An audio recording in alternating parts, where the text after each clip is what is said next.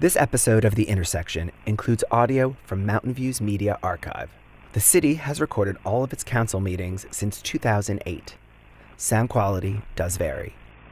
And now, the final episode from the intersection of North Shoreline and Space Park Way.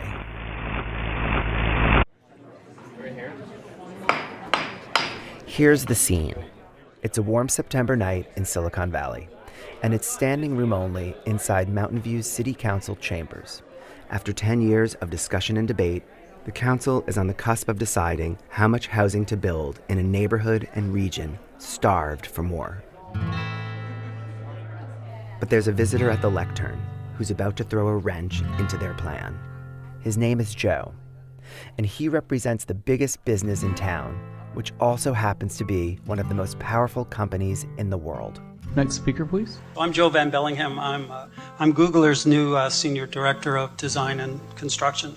The interaction starts off cordial enough, but as the meeting progresses, Joe is not happy with how things are going. And that's important because most of the 10,000 proposed housing units would be built on land already owned by Google. Okay, well, the reality is no new office, no residential. I just want to be upfront with everyone because we cannot invest this kind of money that's necessary to create residential at a 20% affordable housing, the kind of environmental objectives you want. We can't do it and won't do it. Google has been clamoring for new housing in this neighborhood for years. But basically, Joe is telling the council that to make it worthwhile for Google, the company needs approval for an additional 800,000 square feet of office space, or the equivalent of 14 football fields filled with Googlers. And that's on top of the 3 million square feet of new offices that the council has already okayed. Councilmember Margaret Abikoga isn't buying it. I think it was presumptive to assume that you would get granted more office space. We have a business is the to run. envelope We have we've a been business trying to run to. right now. What is the point of without us doing additional- a plan if it's not going to be followed? We've spent 10 years on this. Wait a second. Vice Mayor Lenny Siegel tries to set the record straight. Yeah, again, they've been telling us they want the offices. I've heard it before. It's not new. But I've told them all along that we aren't just trying to solve the traffic problem. We're trying to solve the housing crisis, and building more and more offices in an area that doesn't have enough housing just doesn't work. So, I just want to be upfront and make our position known. So, All right, well, it's my guess that you're going to get a lot of letters. I'm David Boyer. Welcome back to The Intersection, a series that looks at our changing cities one street corner at a time. Throughout this season, we've heard a bit about Google's plans for the North Bayshore neighborhood and seen snippets of Mountain View's local government in action. But in this, the final episode of the season, we're going to see how it all comes together as the City Council confronts a regional housing and transportation crisis while trying to plan for the future of their town. These days, like most cities in Silicon Valley, Mountain View finds itself in an enviable position. Their schools are some of the best in the country, unemployment is at 2.5%, and the once desolate downtown is now bustling. It all looks good, looks really good, but just beneath the surface, there are signs that all isn't well, like people living in their vehicles and 2-hour commutes. Most of these and other problems can be traced back to one simple data point. There are more jobs than there are places to live. That's Mountain View resident Deb Henningsen. She's one of the diehards who have been pressing the city council to approve more housing for close to a decade. Now, if this were a hypothetical problem, Mountain View could install a hypothetical moat, pull up the drawbridge, and just maybe there'd be enough housing for current residents. But Deb knows that's not reality. We can't just pretend like people aren't going to move here. People are coming. We got to put them somewhere. You see, the Bay Area's latest tech boom shows no signs of slowing, especially in towns like Mountain View, Cupertino, and Menlo Park, home to Google, Apple, and Facebook.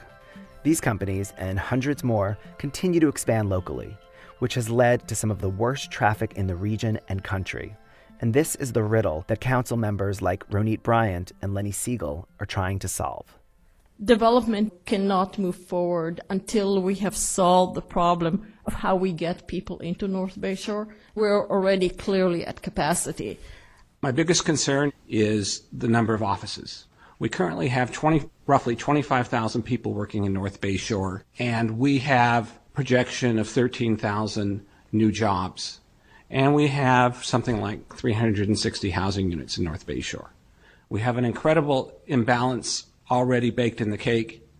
Maybe at some point we'll have a monorail, but at this point I'm leery of increasing office space. I'm saying it now because I think it's a general point that applies to the entire discussion. So what's a city to do with these converging realities? How do you plan for a bright, shiny future when the present is kind of a mess? It's a lot to put on the shoulders of a group of council members who are not architects or planning experts. They're tech workers, lawyers, engineers, activists, and one owns a local Baskin-Robbins. The job of the 7 elected members is to articulate a vision for the city and a set of policies that reflect the will of the public. A simple majority is needed to approve any major development, but along the way, they need to balance public opinion with the input from experts and lobbying from companies like Google. And make no mistake, the hometown tech giant is in the thick of it. And every council meeting is peppered with a few dozen mentions of Google. Google. Which makes sense, since they are by far the single largest employer and landowner in Mountain View. And in the last few years, Google has bought billions of dollars of land in North Bay Shore. And now, the majority of this neighborhood It's actually owned by Google. Essentially, they want to build Googleville here. But in return, the city has some demands of their own. And that is what council members and the Google representative were arguing about at the beginning of this episode. And it's what's threatened to derail this entire process. Turns out, fitting a massive company into a relatively small town is complicated. No wonder it's taken the city council 10 years to get to tonight. A final vote on what can and cannot be built at our intersection and throughout North Bay Shore. Good evening, everybody. Welcome to the December 12th Special City Council and Shoreline Regional Park Community Meeting. So tonight we will be discussing the North Bay Shore Precise Plan, and with any sort of luck, we'll be passing it tonight. Normally, there's about 20, maybe 30 people in the audience. At tonight's council meeting, there's more than 100, and almost all of them are here to show their support or weigh in on the proposed plan. But it will be hours before they can actually speak. I would like to ask everybody to stand for the Pledge of Allegiance. I pledge allegiance to the flag of the United States of America. Most meetings unfold the same way, with the first few hours reserved for routine matters like commendations, approving minutes and contracts, as well as a study session on one big issue. The purpose of tonight's study session is to provide an update on the current status of the bike share industry. Eventually, we get to the item that most of us are here for. We're going to move on to item 6.1, a public hearing on the North Bay Shore. It's more than 2 hours since many of us arrived. We are joined at the dais by Community Development Director Randy Suda. Good evening, Mayor and Council members. Just wanted to provide a recap of where we've been. The story of this really begins back in the summer of 2008, believe it or not. Okay. In the last decade, there's been more than 100 meetings and probably 1,000 hours of conversation. Lucky for you, my associate producer and I listened back through Mountain View's entire archive. We pulled out the most significant moments and the things you need to know to understand the twists and turns that led to tonight. And away we go. Please don't stop the music. It's early 2008 when council begins discussing a plan for the future of North Bay Shore. George W. is president, The Apprentice is still on the air, and there's no such thing as Uber or Instagram. Many on the council and in the community see a new North Bay Shore as a chance for Mountain View to do something revolutionary. The North Bay Shore is a striking opportunity to create a model, sustainable community of the future. You know, in my perfect world, we'd have a car-free area. Let's look at some transit alternatives that maybe don't exist today. North Bay Shore is this fabulously exciting combination of wildlife and the highest of high tech. That is something that nobody else in the world has. And I have very little interest in being homogenized. You know, everyone builds tall towers. Let's build tall towers. Why? Please don't stop the music. Google's head of real estate, David Radcliffe, was on board with an early draft of the plan. We think it's visionary, and it will truly change the landscape from the traditional suburban office park, which we think is dead, to something very, very forward-looking and leading. And Googler Anna Botelho, who lives near the intersection, was excited about the prospect of more services in her neighborhood. I think as someone living there in the mobile home park, I'm like the opposite of a NIMBY. I'm like a YIMBY. I'm like, yes, please, build cafes, restaurants, daycare, parks, like all sorts of stuff that we could use would be awesome. But reality began to peek through early on. In September of 2008, just a few months into the process, the Great Recession hit. And cities across the country, including Mountain View, worried about being able to pay their bills. Right now we're in a recession. It's imperative upon us to make sure the city still functions and so forth. I am just so leery of giving up commercial, industrial income to residential. We need the tax revenue to run the city. What I've seen throughout other cities is that when the residential, it just sort of, not to use the word cancer, but it just keeps growing and absorbing all the land around it. And as the process continued, more and more issues were raised. The concerns with more North Bayshore development is that it will generate more traffic. If we want residential development, we should probably avoid single-family homes and go for a little bit higher density. I hope that Google can continue building up and not spreading out. I think the more we spread out, the more we're going to create traffic problems. And if we build this much new office space, what happens to the quality of life as we now know it? There is a dichotomy between people wanting to keep the small town feeling and then saying, but we also want more housing and affordable housing. And do those two in some way contradict each other? Yes, they do. Company housing, I don't like to use the term Google because I don't want to pick on anybody. But, housing by companies went out with the mining towns where you live there and you work there and not in favor of that. But perhaps the most contentious issue was what new housing would do to the area's rich but fragile habitat, because it would be built very close to the bay and a shoreline that includes salt marshes and sloughs that are home to an array of distinctive birds and critters. I'm here to speak on behalf of the wildlife and the owls. We have concerns with housing and specifically the introduction of pets and cats into the area. Me and my friends always go there to see the little tiny cute little boring owls that we all love and the crazy jackrabbits and all those crazy birds flying around honking at us. I never saw in the environmental impact statement any mention of what more cats would mean for the birds. I think that the argument that we can't put people out there because of cats is climbing the wrong tree. People commuting 90 minutes in each direction is terrible. This is the major source of greenhouse gas emissions from Mountain View, and we are not taking responsibility for it. Next speaker, please. But if there's one thing that most people agree on, it's that housing is a regional issue. Good evening. My name is John Ram. I'm the planning director for the city of San Francisco, which is 40 miles north of Mountain View.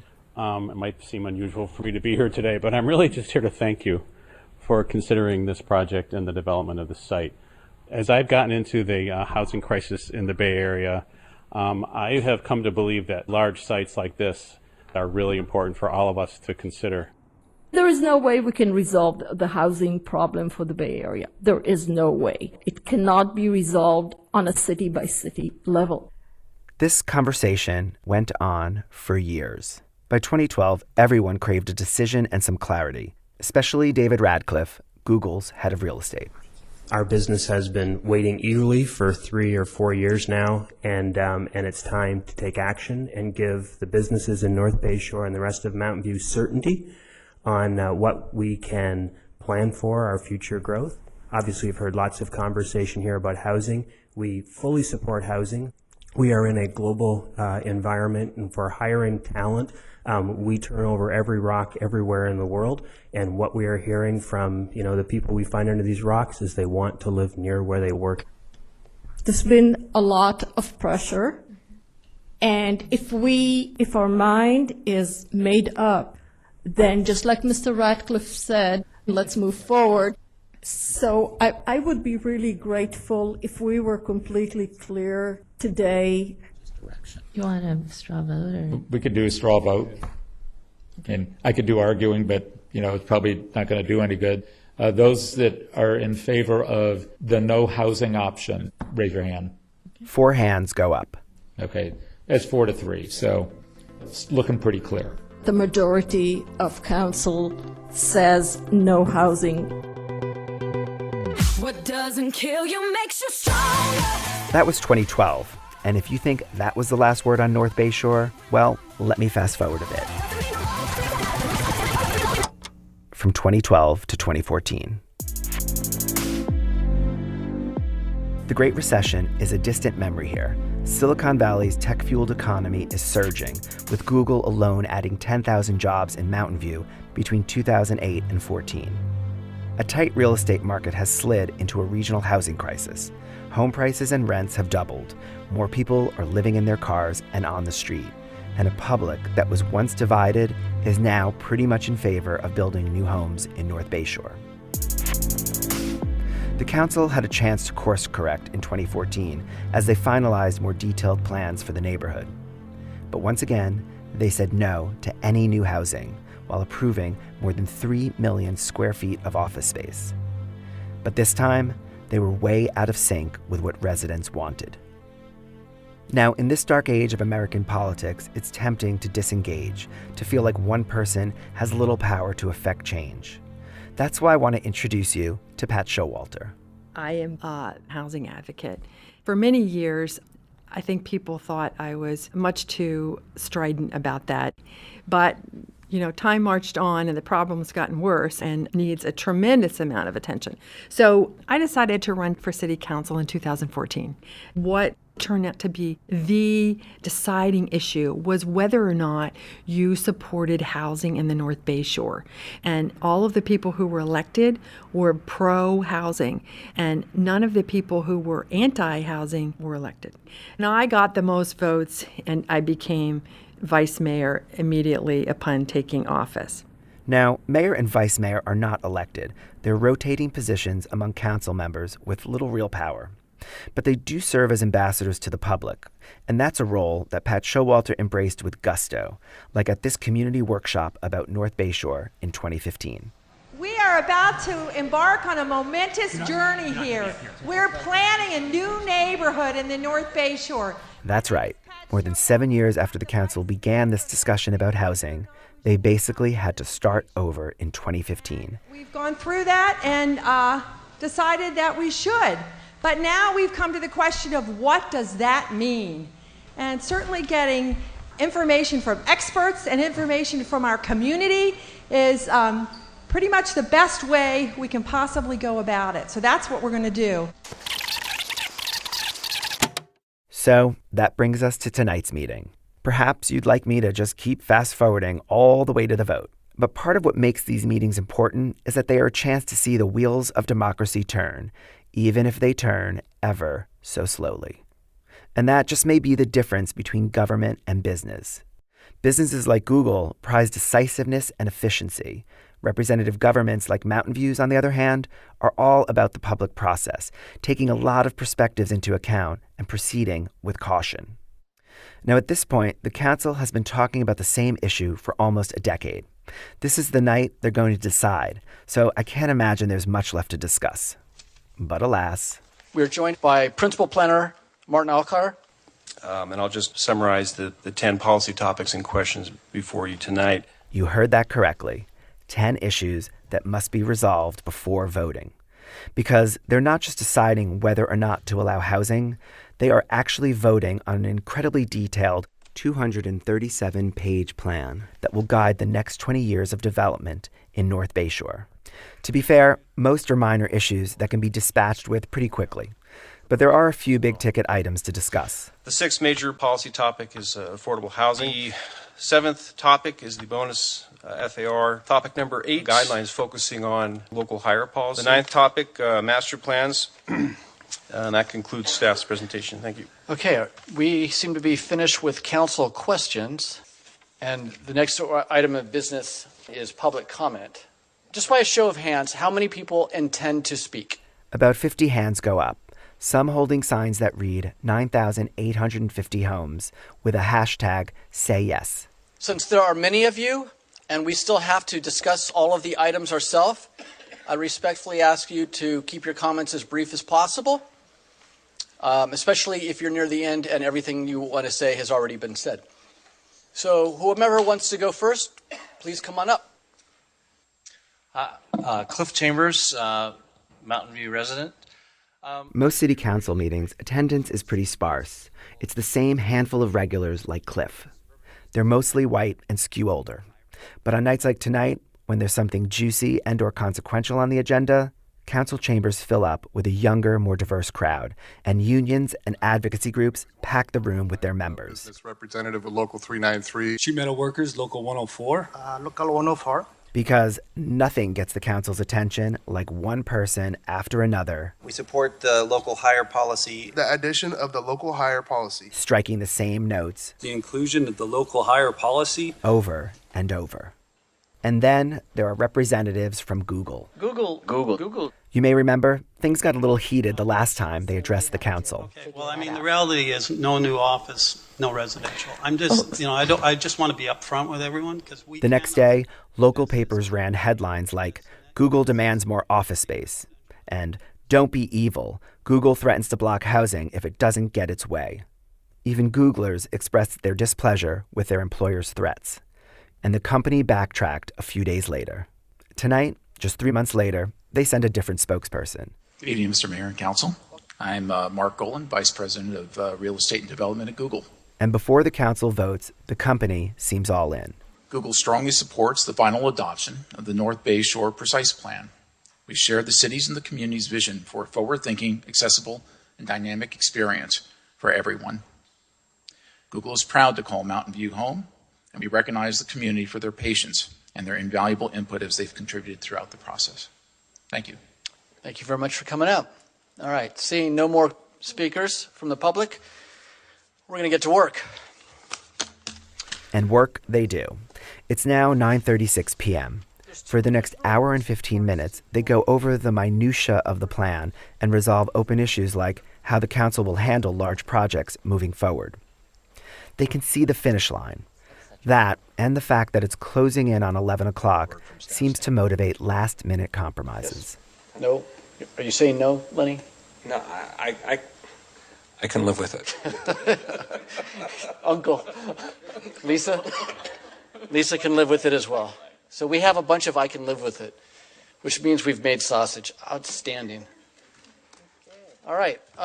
So we've been going for about, almost 3 hours now in a row, so I think we might want to take a bio break. We'll take a 7-minute break. With each break, a few more people peel off and head home. They have late dinners to eat, kids to tuck in, and work in the morning. But there are still about 25 folks remaining. Some of them, like Deb Hennickson, have been coming to these meetings since 2008. Why do you keep showing up? If we don't take care of the future of our community, then somebody else will make it something we don't want it to be. I mean, that's what's happening in the rest of the country. So it starts with a few people showing up, and then it becomes more people showing up, and that's how we shape our future.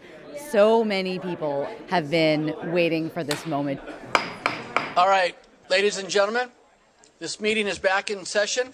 To the intrepid few who are still with us, we're getting close to the point where we can vote on the item itself, but there are still some dangling issues based off of input from the public.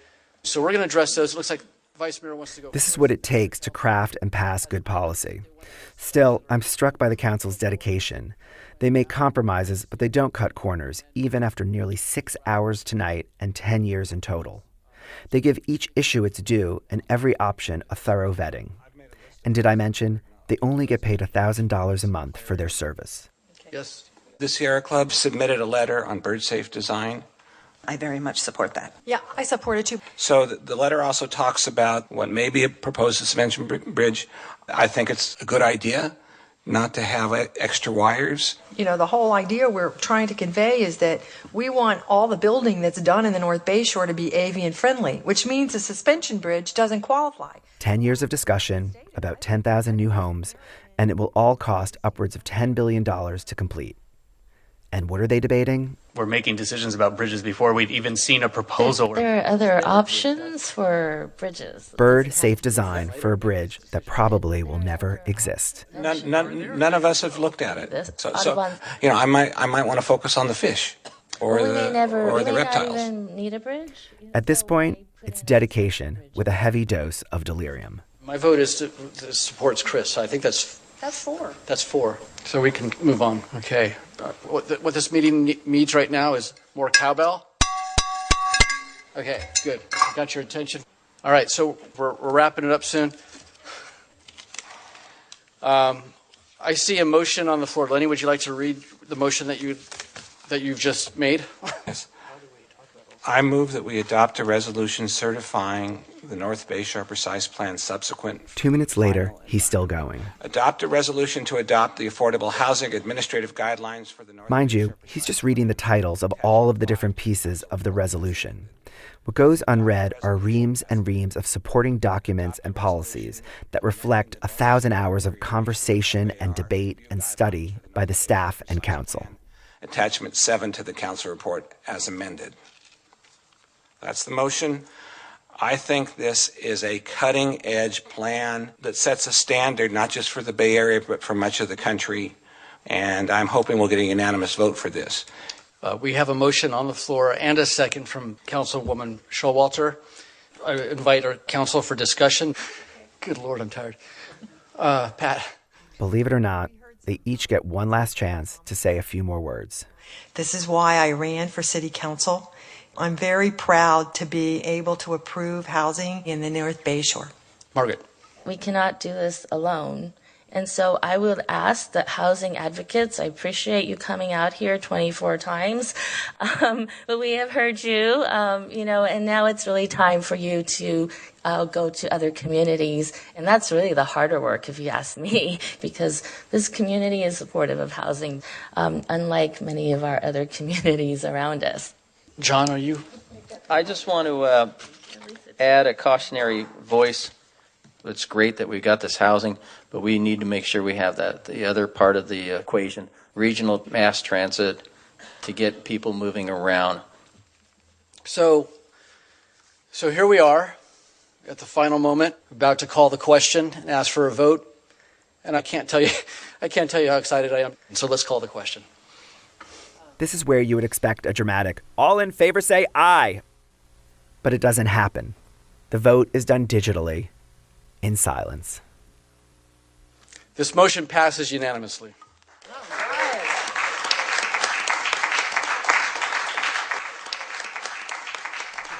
And so, a few minutes after midnight, with just a handful of folks left to applaud, it's official. There will be new housing in North Bay Shore. With tonight's vote, the council has adopted a new vision, one that transforms a suburban office district designed mostly with cars in mind to something very different, a mixed-use district with taller buildings and greater densities. The new North Bay Shore will have close to 10,000 apartments, and at least 20% will be affordable. It will be bird-friendly, and it will become a complete neighborhood with schools, retail, and offices. Ironically, this is almost identical to the plan proposed by Mountain View city planners more than 30 years ago. But the plan doesn't end with its adoption. In fact, we are only getting started. The next phase is implementation. Now, the real work of turning a vision into reality begins. Google is practically building a new neighborhood from scratch. It will soon return to the council with a comprehensive plan for the 3 million square feet of office space and all of the housing. Moving forward, they will also need the council to approve each project. And then, a decade or two of new construction will follow. Thank you guys for staying. Just before people walk out, some of us are intending in a few minutes to head over to the Chamber of Commerce to celebrate our achievement tonight. And you're welcome to join us. A little champagne. Or a lot. And there is reason to celebrate. Yes, the path has been roundabout. Yes, it's probably taken too much time and money. But maybe the slow, drawn-out process is a feature of city government, not a bug. It allows the decision makers to be thorough and responsive, and it gives the public, people just like you and me, plenty of opportunities to weigh in. And our voices are critical. Like it or not, most towns have finite resources. There's only so much space, time, and money to go around. Do you want a dog park or a playground? More bike lanes or wider roads? More housing or offices? And what about the homeless folks that have begun sleeping downtown? What do you think should be done? Your elected officials are there to listen. But to be fair, they can only hear the folks that show up and speak out. I get it. It is hard to feel powerful in America right now. But locally, you actually do have power to shape the world around you. If you're willing to sit through some very long meetings, if you're willing to dig into the details and minutia of local issues, if you're willing to write a letter, organize your neighbors, and miss a family dinner or two, if you're willing to run for office. Yes, it's work, but if there's one thing I've learned at the corner of North Shoreline and Space Parkway, it's that your voice is essential. This type of democracy and the future of your town just may depend on it.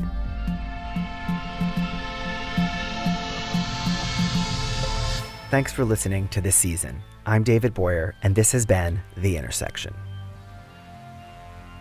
We are beginning to plan for next season, but we're going to need your help and support to make it happen. If you've enjoyed this season, consider making a tax-deductible donation. It's easy. Just head to theintersection.fm and click on Donate. This season was made possible thanks to a grant from California Humanities, a nonprofit partner of the NEH, with technical support from our production partner, KALW. Ben Trefny is the editor, with an assist from Ashley Ann Krigbaum. Lucy Kang is the associate producer, and it's engineered by Chris Hoff and me. The theme song and music are by Eric Pearson. Special thanks to Lisa Morehouse and Lizzie Donahue, the staff of Mountain View City Hall, and my advisors on this project, Allison Arieff, Rachel Brahinsky, Martin Meeker, and Gray Brecken. And of course, this season of The Intersection is dedicated to my trusted sidekick, Studs. Until next season, I'm David Boyer, and this is The Intersection.